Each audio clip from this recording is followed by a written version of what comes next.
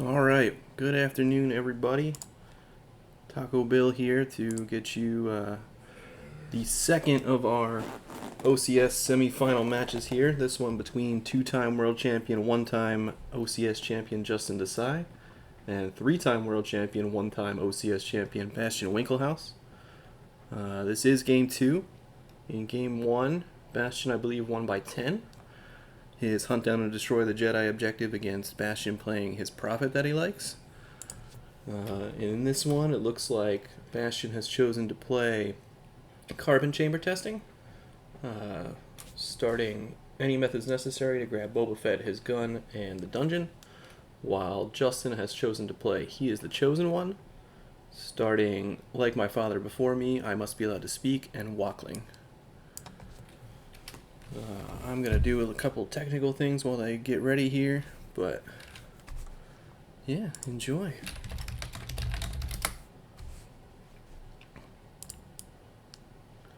Alright, so we'll see.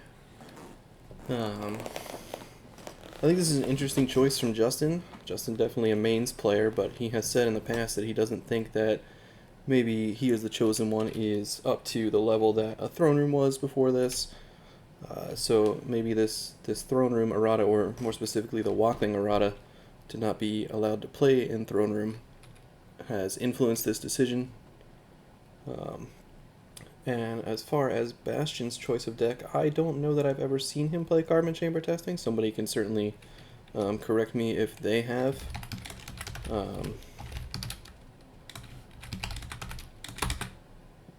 But he tends to play a bit earlier than I tend to play, so just because I haven't seen it doesn't mean it's not happening.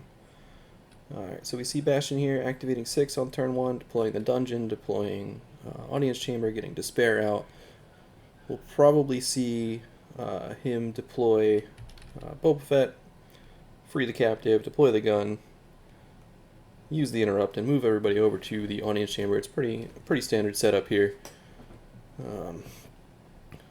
Dan in the chat asking if I should be watching the Jets. No, I should not, because they are playing in primetime tomorrow night, so that everybody can suffer. I almost put on my Jets jersey, but I decided with the Seattle Sounders jersey instead.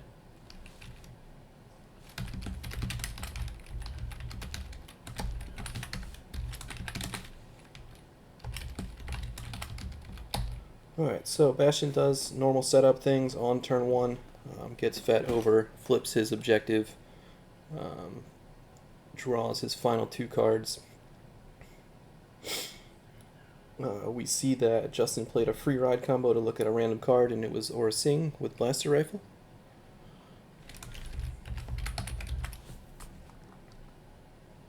How do I update it? There it is. Updated. Alright. I feel like we're alright. Just Dan watching right now.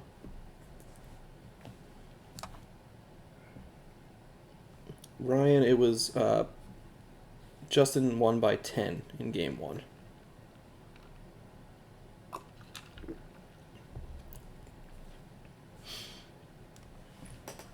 Alright, so Justin here using I Must Be Allowed to Speak to grab a farm. That's definitely going to be a benefit for him here. He's going to be fighting on Tatooine most likely, or at least for a good portion of this game. So being able to have that that use pile pool when he deploys his already very good guys is going to benefit him. Muting Scott Hansen for Bill. That's Jesus. Okay. If you want, I could just have it play in the background. I could talk over him.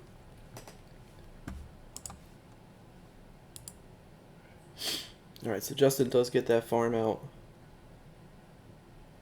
Bastian has pulled a couple shields. He's got a grabber shield. He's got There Is No Try. Justin did find his Boss Nass chamber, which is pretty good to have in your opening hand. I don't think I saw him pull it. I think he just had it.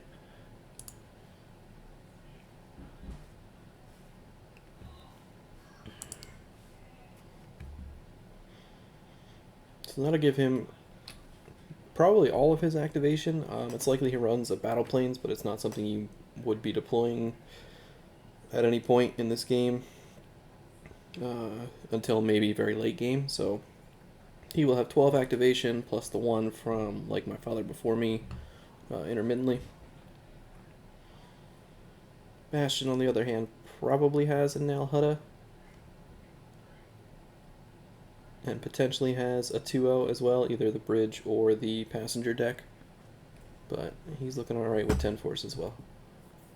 So we see Luke come down. Gonna get that use pile pull. Justin has checked his deck, so he knows that the Saber is in there as well. So we'll get a Saber pull here.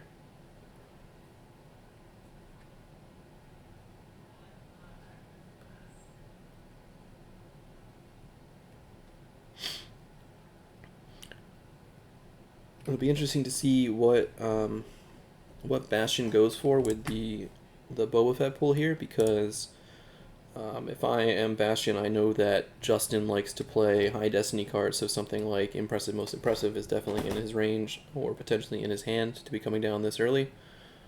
He also got the use pile pull, so maybe he found it that way as well. So we'll see what he goes and gets. Well, we won't see what he goes and gets, but we'll see what he has to answer.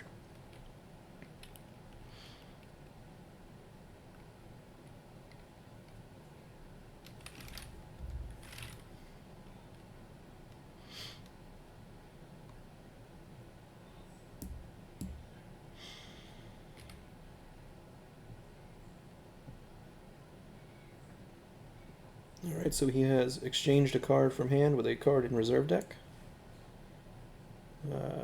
We'll try a Stunning Leader here to exclude everybody. And it looks like that's going through. So that'll be the end of that battle.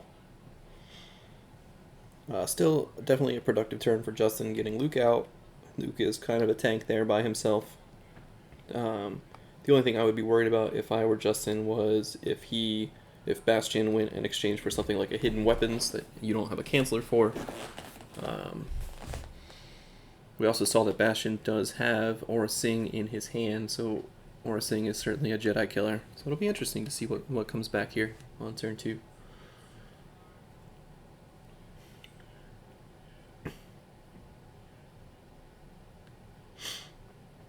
Alright, so Justin able to retrieve his starting interrupt, also pulling the Symbol Trips and Nonsense Shield.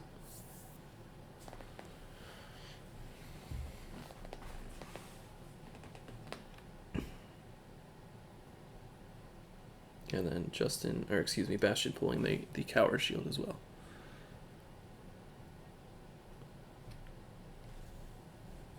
Alright, so this is a matchup I think can go either way depending on how the decks are built. If you take just a standard CCT list, that like a base CCT list, you might not be favored. You might favor HITCO here, but it depends kind of how CCT was built. So there's certainly different ways you can build it. You can build it kind of a resource denial way, using things like Arctic, even though he's been nerfed slightly, Broken Concentration, Projected Telepathy, maybe even something like, what is the Dark Side Antilles maneuver card? I Can't Shake Him Virtual, just to deny resources as best as you can. You could also look to build it kind of more space heavy. I know a lot of the basic CCT lists have maybe 2 ships. It's usually Ellison Hinthra and Jabba Space Cruiser. I could see adding some more space. I don't think that version is as good, but certainly a way that it could be built. And then you could also see just kind of, I hesitate to call them battle tricks, but stuff like disarms and hidden weapons might be things to look out for as well.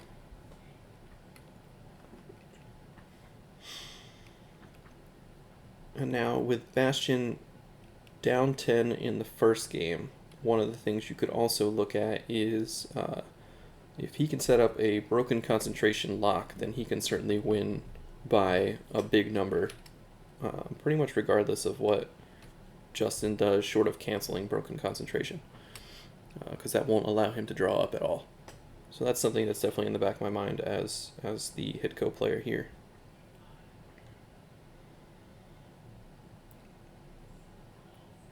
Alright, so Bastian activated 10, is grabbing Scum and Villainy with his objective.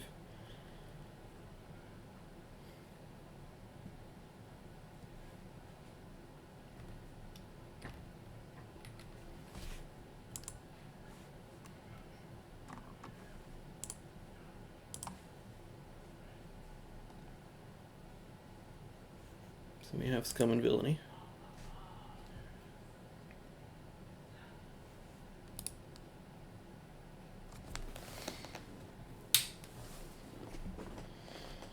And we'll see what else he has this turn.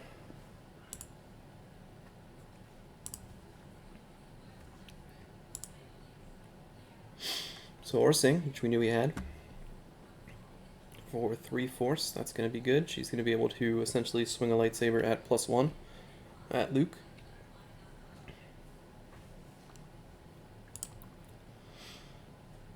I'm just checking my fantasy team where I'm already getting crushed by one queso sauce cherry Hine.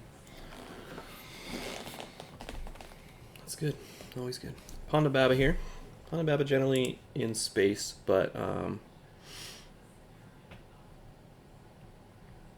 if Bastian has a smuggler here, he'll be able to add a destiny to attrition, and that certainly could also help clear Luke that way. If nothing else, he's power 2, forfeit 3. I mean, certainly could be worse. It also could be worse. Alright, so Justin also pulling the weapon levitation shield here. I find that if you are a player who tends to play weapon levitation like Justin is, you definitely pull that shield more often. I can certainly see Bastian playing it as well, so I think it's a smart pull. The only other shield you're going to need here is aim high, 100% aim high, and then I don't know that there are other ones. Alright, so we also found a Doctor of Azon. So he has Dr. E and Ponda Baba, just not in one card. The inclusion of that makes me think that he's running at least one disarmed, so something to watch out for as well.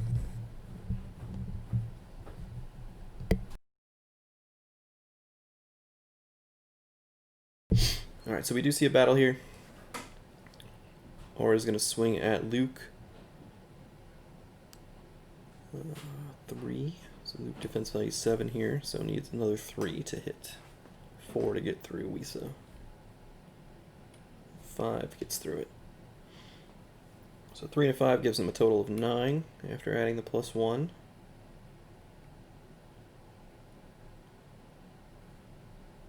I think we're likely to see Bastian use Dr. E to operate here just to set Justin back a bit.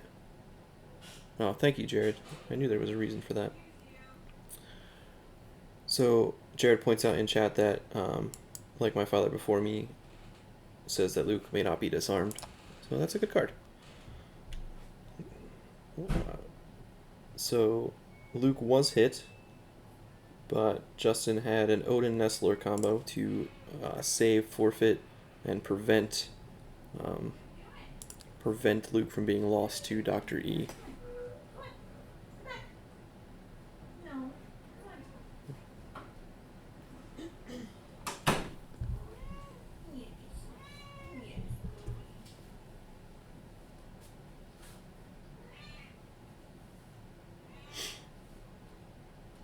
So Luke is forfeit 9 here, so he can cover up to 17, 18 plus whatever he draws. So he feels pretty safe after saving that forfeit.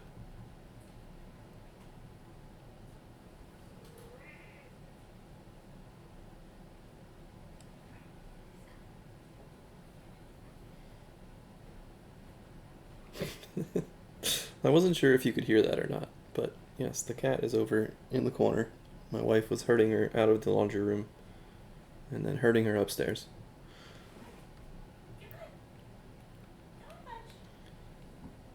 Alright, so Luke is swinging at Orsing, and we'll hit her, make her lost.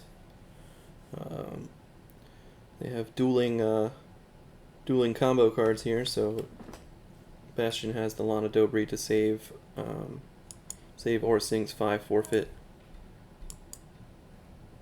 So as long as Justin draws a 4 or lower, then Bastian will only have to lose Orsing.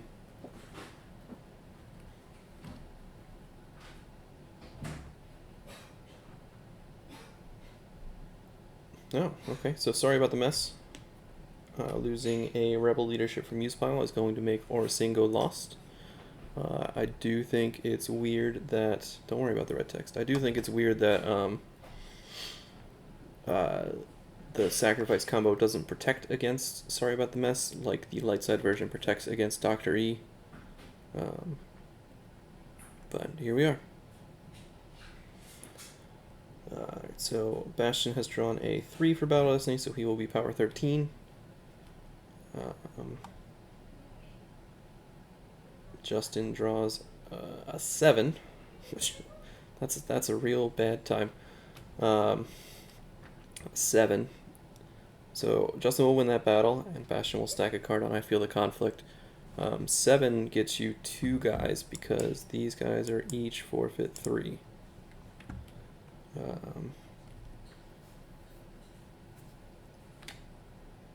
Yeah, that's tough. You're going to have to lose Fett and somebody here and then run somebody away to the dungeon most likely, or just toss all 3, which neither of those seem like a good idea, but one of them is going to have to be done. Bastian lamenting in the chat. I'm also going to move my face over here.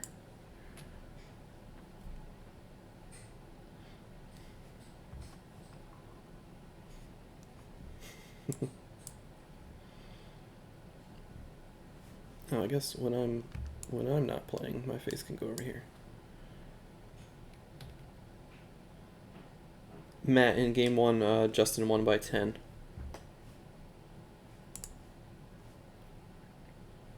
Alright, so we see Bastian lose Ponda Baba.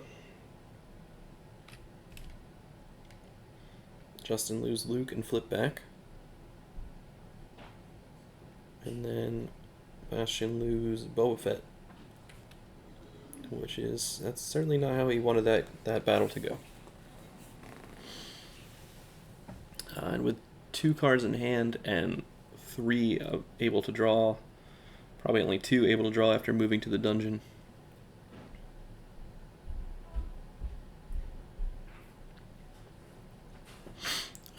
He's not even going to get to replenish his hand very well. He does still have an audience chamber pool available to him, where he can get something like Darrow and Ig, and then take control of that captive and kind of start rebuilding his hand that way.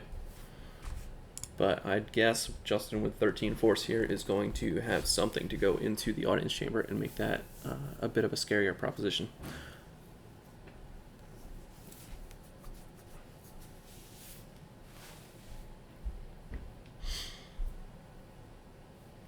Alright, so Justin, I thought he was just checking his reserve deck with the audience chamber, or with the council chamber, but instead he is pulling Yoda, Master of the Force. That does give him 1 generation that allows him to pull a Sense, Alter, or Control, if he'd like.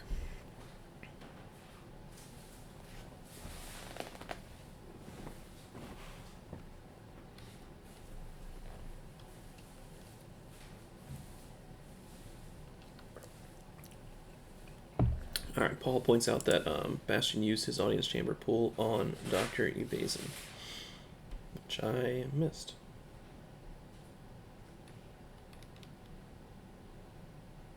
Yes, you are correct.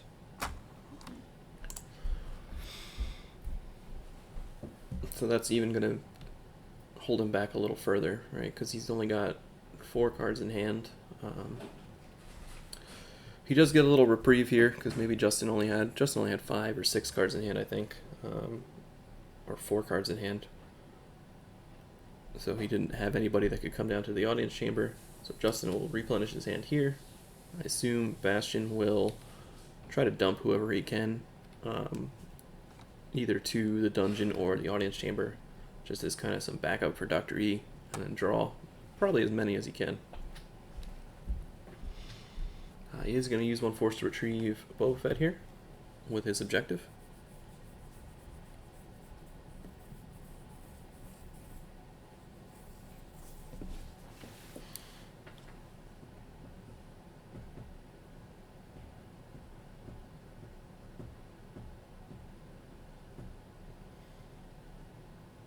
No.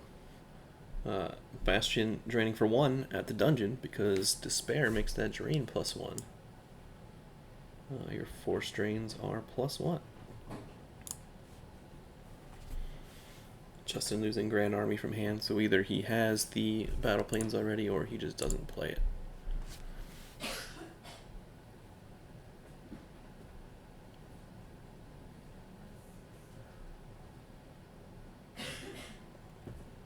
We have a Twilight Advisor virtual from Bastian.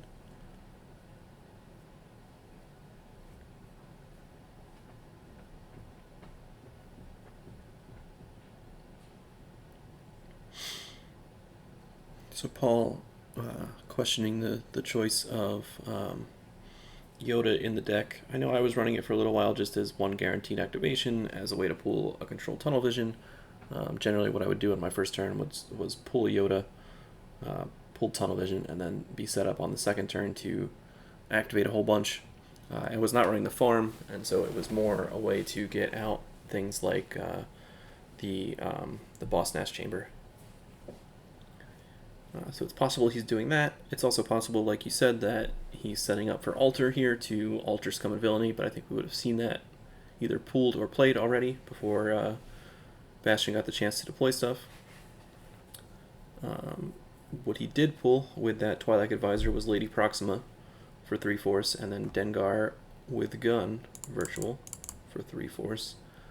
I think that combination of characters, along with Dr. E moving back into the audience chamber and Cad Bane now too, will allow him to kind of reset and retake the audience chamber.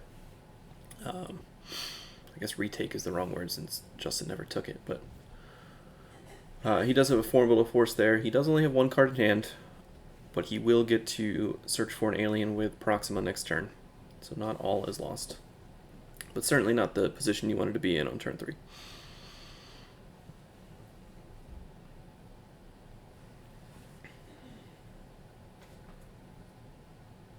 And Justin activating 13, having 14 to spend.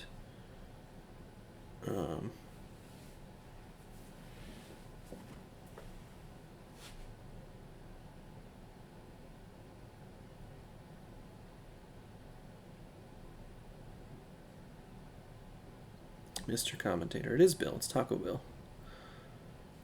I'll go by Mr. Commentator, though, if you like. Was it mentioned why he burned the Sorry About the Mess on Aura? I think he did it partially just kind of because once Bastian had played the sacrifice combo, it was likely he was only going to get rid of Aura, so being able to Sorry About the Mess after that, make sure that he gets rid of 2 more guys. That's my opinion. Certainly others can choose to chime in on that. So we see Justin here has Obi with Saber and Rey with Lightsaber. This, again, is not setting up well for Bastian, but we'll see what he's got. So Rey is going to go ahead and swing at Lady Proxima.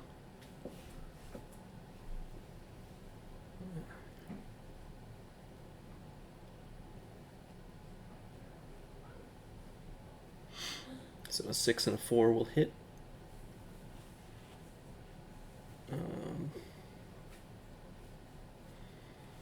Those do look like destinies from the previous battle, but I'm pretty sure he's shuffled since then. And there's definitely more than 1 Luke, so everything's fine here. Dengar tries to shoot at Rey, but that gets canceled via blaster deflection.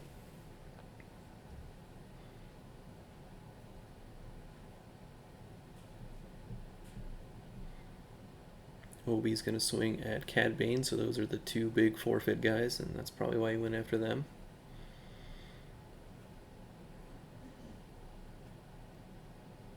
Does hit Cad Bane.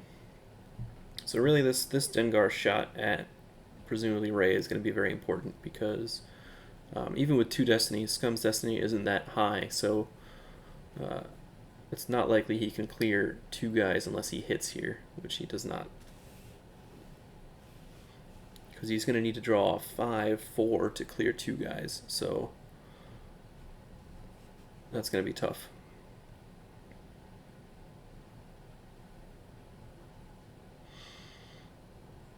Justin draws another Luke, so that's a lot of Lukes. It's going to be power 16.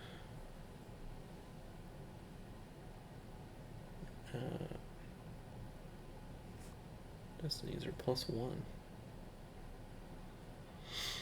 And Bastian draws 3-3.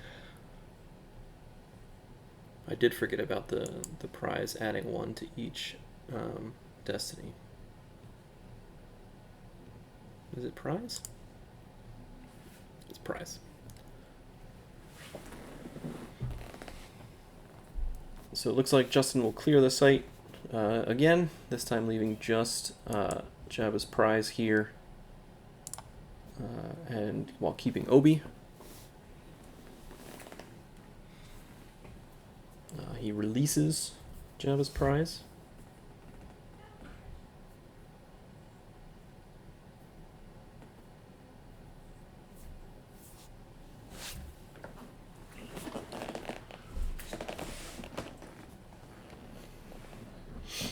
And we do see Justin pull an altar this turn.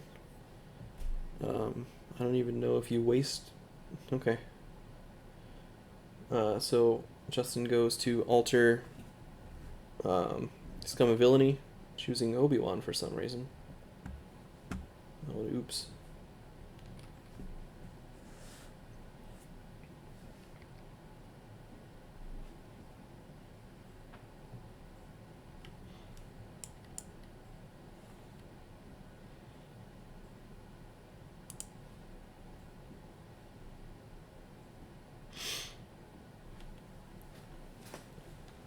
It does alter Scum and Villainy.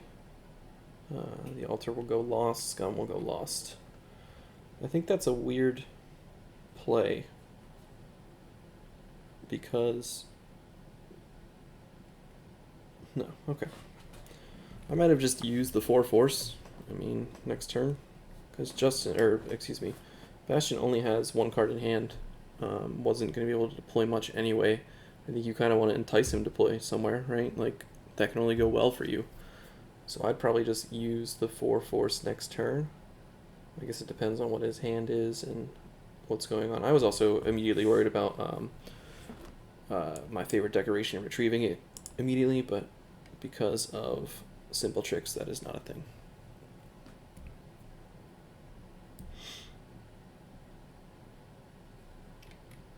So Bastian doing nothing here, just drawing 11 cards, as he should.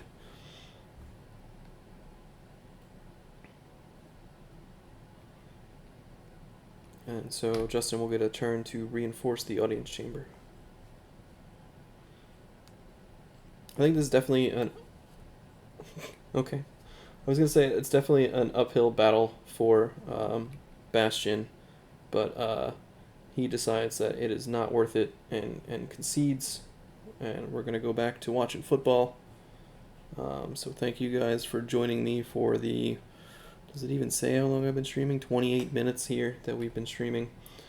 So we have our second finalist now. That is Justin Desai. He will be playing against Paul Myers for the OCS championship. Hopefully they'll get that scheduled sometime soon. I think they have to work out whether V13 will be legal. My guess is that it will be. So that'll be interesting to see what they come up with right out of the box there. And yeah, so appreciate you guys joining me. I'll plug again a couple things. World registration is available in the store. Make sure when you sign up you put in there the 2 times you would prefer to play. 3 times if you're on Eastern time. Also, the Road to Worlds tournament is in the store. That's $5.25 for 12 competitive games of Star Wars cards. And at the end you get a stamped virtual card or a stamped foil virtual card, and if you finish 2nd through 5th, they'll refund your World's entry fee. And then finally, Drew Lichtenstein is running an event on the 21st, so 2 weeks from yesterday. It's going to be a 1-day event starting at 11 a.m. Eastern Time, 6 games. I don't remember if there's a final or not, but I think there's a final, and that's going to be a cash prize with some of that money being donated to the PC as well. So definitely look out for those 3 events. Get hyped for Virtual Set 13 coming out tomorrow, releasing on GIMP tomorrow, hopefully. In conjunction with that, we'll have an article on 13 decks and where you can start looking for this new meta. Other than that, thank you guys for watching, and I'm going to go back to watching football also.